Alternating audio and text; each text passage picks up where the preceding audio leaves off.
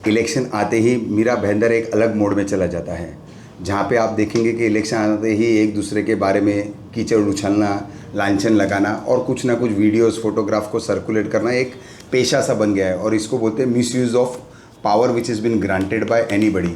ये right of equality की आप बात करें, राइट ऑफ स्पीच की बात करें, बट क्या होता है इसकी भी एक लिमिट होती है। उसके आगे जाने पर हमारे हिंदुस्तान की कानून व्यवस्था में IT एक्ट बनाया गया।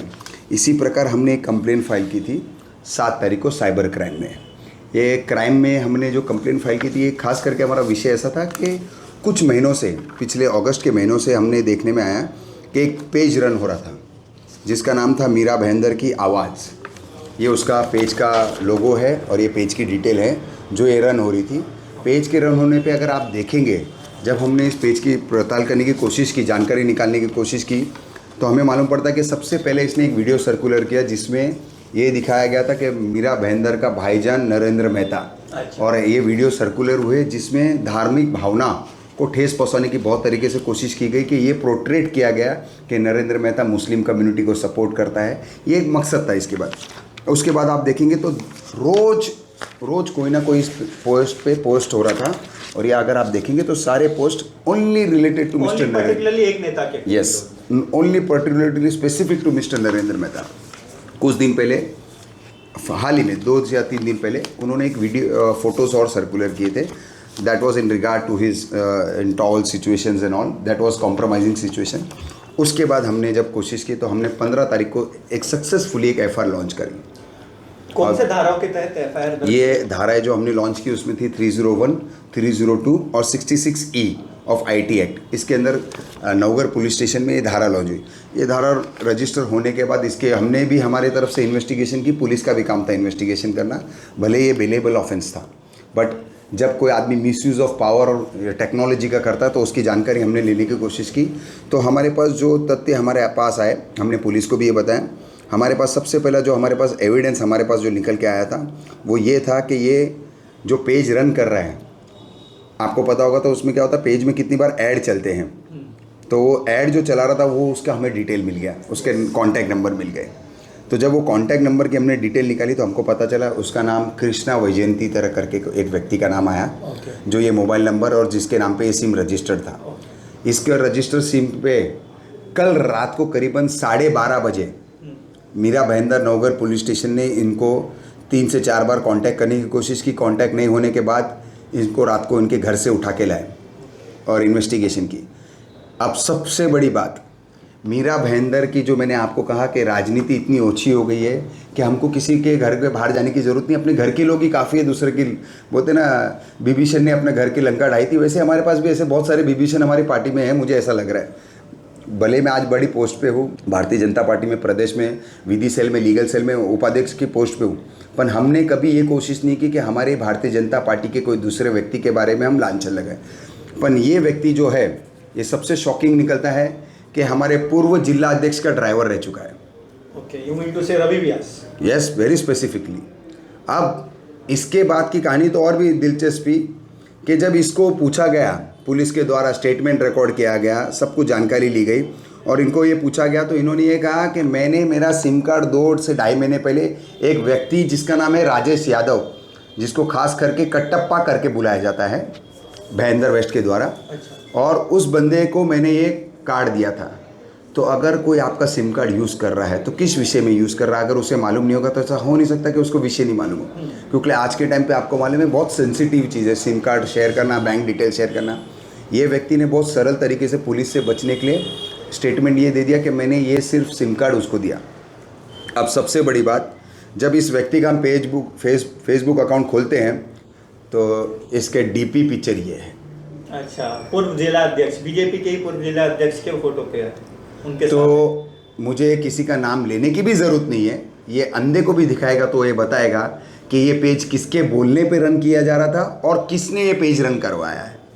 और सबसे बड़ी बात, ये बंदा को जब पुलिस स्टेशन से पुलिस ऑफिसर लोग उठा के पुलिस स्टेशन पहुँचे, उसके 10 मिनट में ये पेज बंद हो गया है।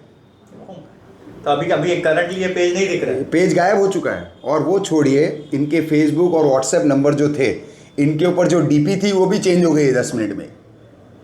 तो ये सिद्ध होता है कि ये नंबर किसके लिए था, ये पेज क्यों रन किया जा रहा था और किसकी इमेज को डिमिनिश करने की कोशिश कर रहे थे।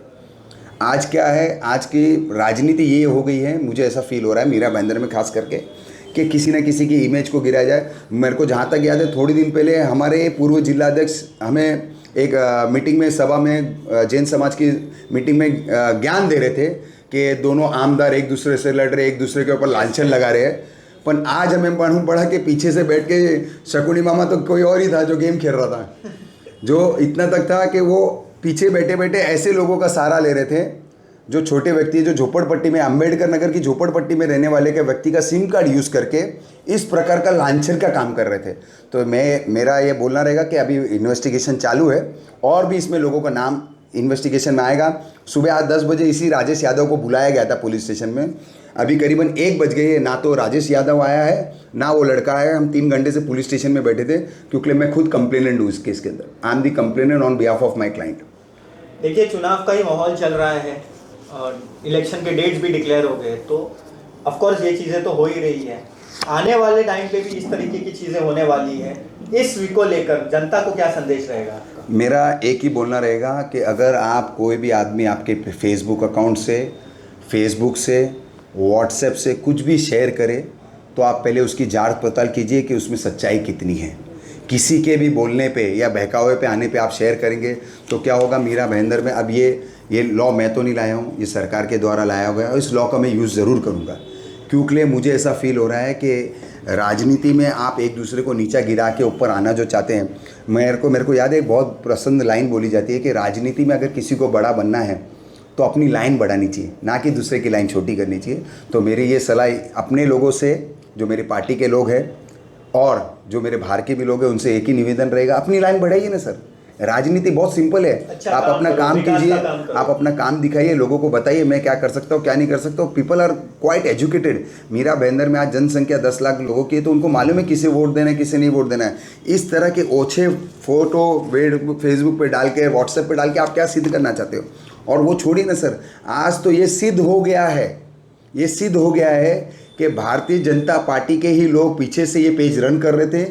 उसका कारण एक और है, मैं आपको बोलना नहीं चाह रहा था पर आपने पूछा इसके लिए बता देता हूँ। कल रात को अगर ये व्यक्ति ने सिर्फ सिम से डील किया था, इसका ऐसा बोलना है कि मैंने सिम कार्ड दिया था राजेश यादव को और राजेश यादव ने जो किया रहेगा वो राजेश यादव आके बताएगा आगे। पर एक सिम वाले व्यक्ति को बचाने के लिए करीबन 50 लोग कल पुलिस स्टेशन में आ गए थे रात को करीबन 2 बजे, जो ऐसा गलत काम कर रहा है। और मेरे पास सब लोगों की फ़ोटो है, कौन कौन आए थे।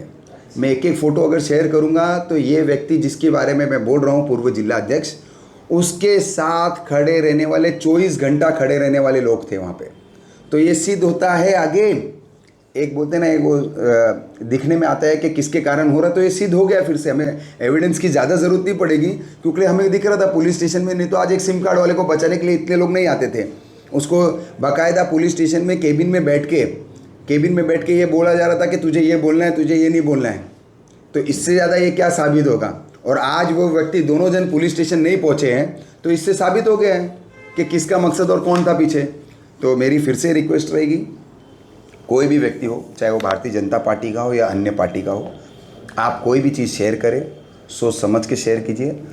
आप किसी भी चीज़ को इतना एक्साइटेड में मत ले जाइए कि आपको पता ही नहीं करे आप क्या गलत शेयर कर रहे हो किसी के बारे में। इसका नुकसान सीधा सीधा भाजपा को ही हो रहा है, इस पर क्या कहेंगे? मेरे हिसाब से इसका संगठन पहले भारतीय जनता पार्टी को ही लेना चाहिए। हमारे बड़े पदाधिकारी जो ऊपर बैठे हैं उनको ये ध्यान देना है। इस बारे में क्या आपकी टीम ने भाजपा के वरिष्ठों को, भाजपा के वरिष्ठों को आज ये, जब रात को हमें 4 बजे ये सब पता चला, तो मेरा ये मानना है कि भाजपा के वरिष्ठों को हम जरूर ये बताएंगे कि इस तरह का एक पेज रन किया जा रहा था जिसकी मकसद भाजपा का ही वोट कम करना था, किसी और का नहीं। धन्यवाद।